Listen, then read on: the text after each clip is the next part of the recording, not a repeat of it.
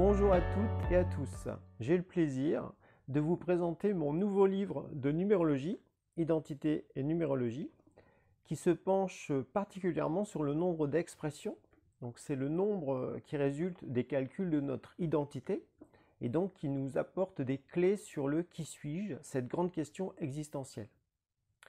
Donc pour vous présenter ce livre, eh bien, je vous propose tout simplement de le feuilleter ensemble, de façon à ce que vous puissiez voir son contenu. C'est parti. Commençons par la couverture. Une femme regarde son reflet dans la glace, avec questionnement.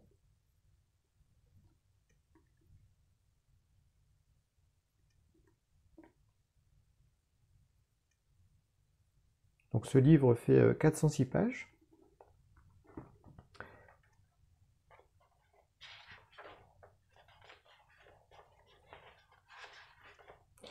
Donc le sommaire. Donc n'hésitez pas à arrêter la vidéo pour regarder en détail ce qu'il contient. Ensuite une introduction.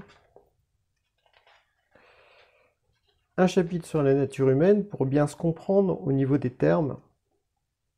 Donc c'est quelque chose que j'avais déjà fait aussi, que j'avais inséré dans mon livre Les secrets du chemin de vie, pour que justement on puisse mieux se comprendre sur les termes employés, parce que les définitions peuvent varier d'un enseignement à un autre ou d'une personne à une autre.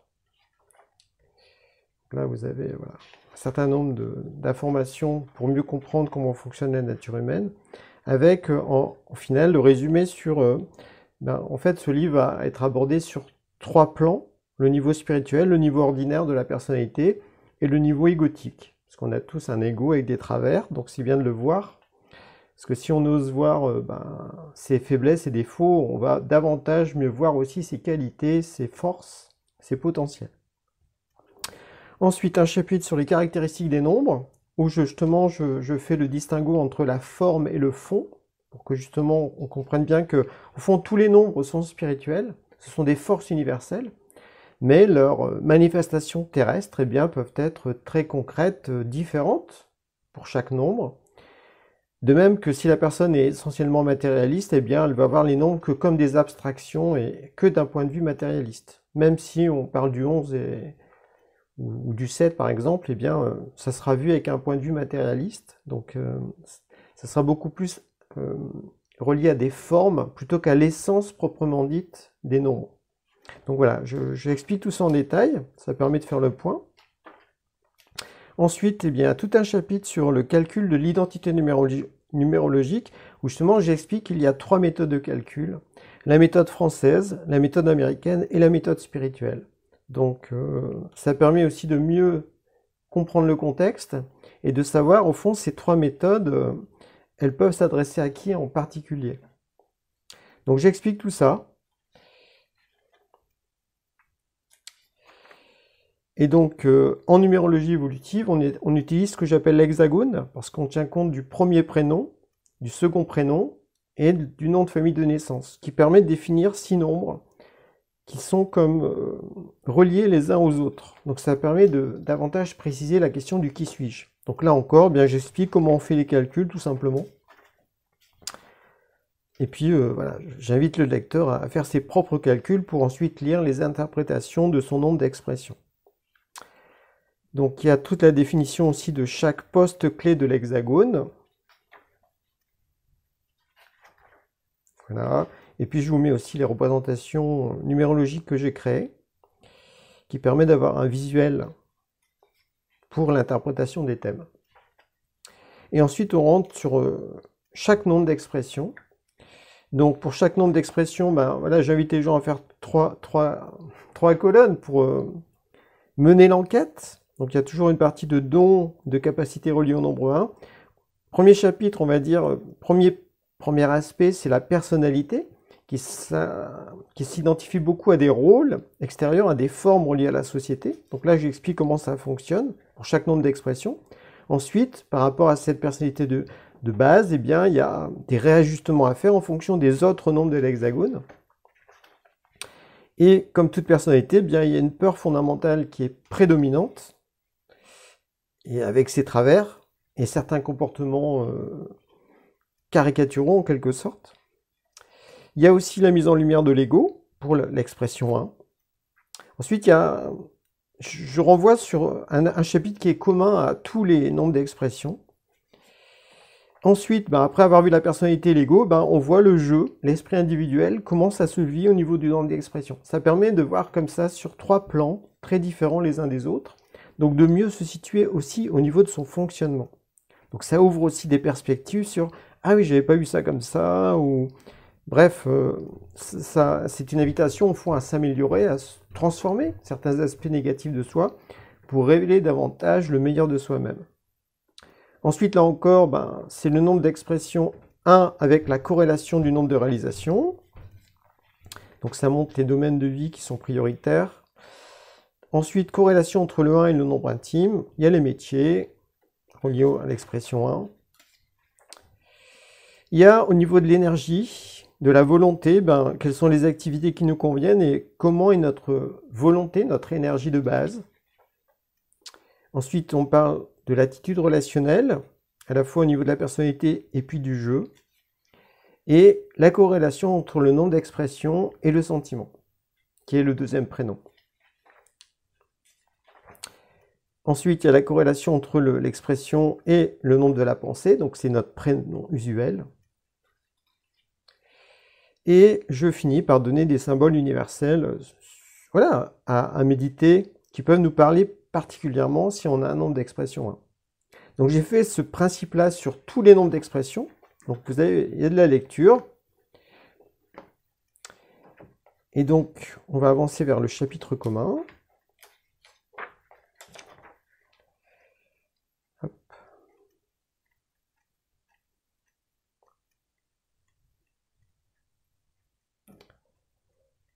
Donc le chapitre commun, là on aborde au niveau de la réactivité, du rythme, de l'endurance et de la persévérance, comment ça se joue pour chaque nombre de l'expression.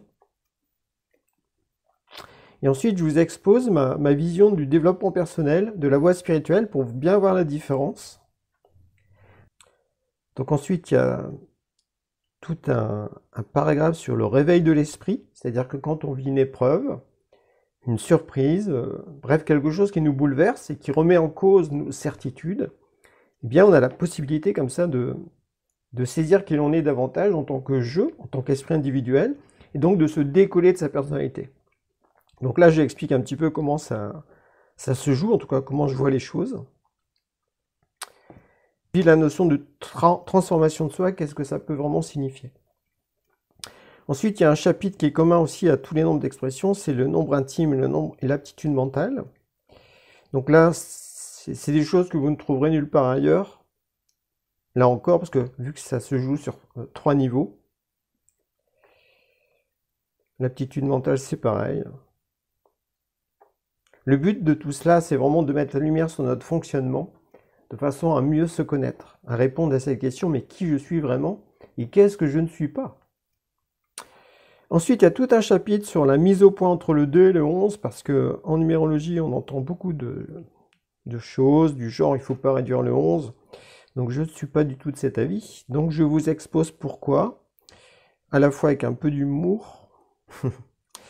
J'explique aussi que l'énergie du 2 est reliée, au fond, à la Lune, tandis que le 11 est relié à Uranus, donc on n'est pas du tout dans le même contexte, dans la même ambiance. Donc, c'est bien de comparer les choses pour mieux se situer.